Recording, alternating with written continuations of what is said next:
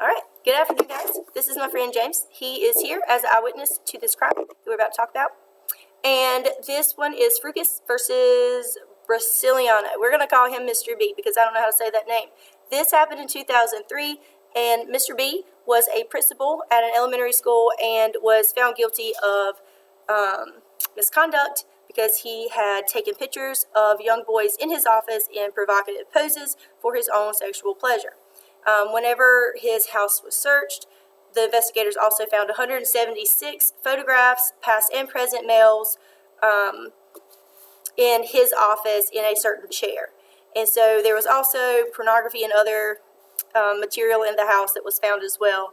And so whenever Mr. B became principal, he had started putting paper across his windows. And so he was actually told to not do that by the state monitors or whoever was coming in to do inspections. He did not take them down. His internal window, like to his office, was blocked, and his external window, so like outside, was blocked by shades, and he did not take them down. And it said up until the day that he was arrested, he did not take them down.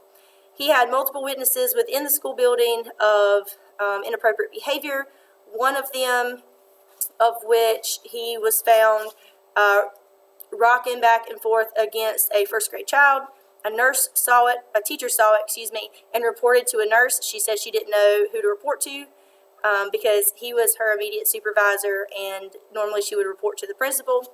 That nurse was a substitute nurse that day. Nothing happened about it. That same substitute nurse witnessed again Mr. B being inappropriate with the child, and she reported to the regular school nurse. That report also did not go any further. So no one at the school, 0 people at the school saw these things. There were 18 witnesses that testified. 0 people said anything about his behavior or took it above his head to the board or to DSS. Nothing.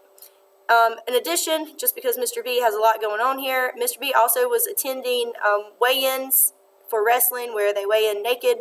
And then he also had invited previously a young male student into his office during the summer for private counseling when the school building was closed, and he's not a counselor. So a parent actually called the district on that one.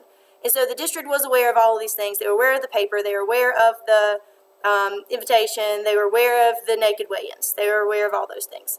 And so there were 3 superintendents during this time, during the reign of Mr. B, and the plaintiff's public administration and education expert testified in court that there was an absolute absence of oversight on the part of the board in 3 successive superintendents through Mr. B's tenure.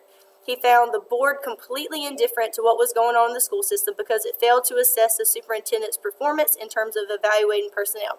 Basically, the last superintendent said that he had been to the school a lot, not necessarily to see Mr. B, didn't even go in Mr. B's office, and so he kind of gave a not very good statement that he knew anything. He was just kind of fake.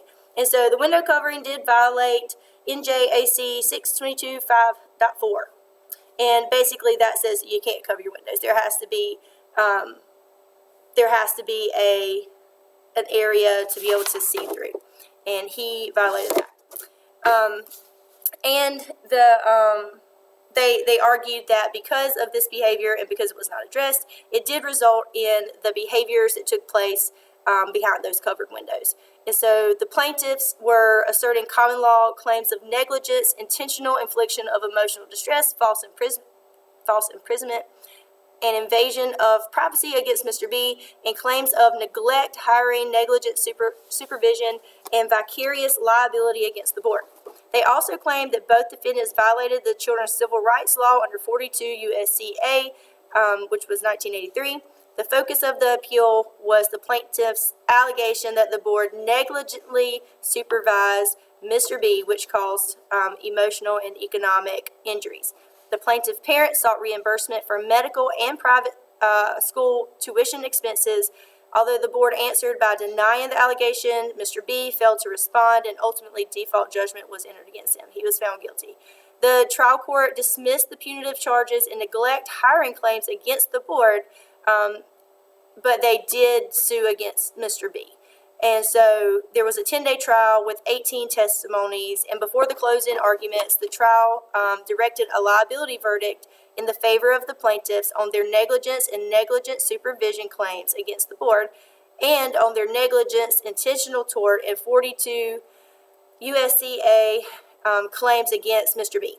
The trial court declined to submit to the injury the issue of appointment of liability between the board and Mr. B, and the issue of lost future income in calculating any award for the kids that were affected.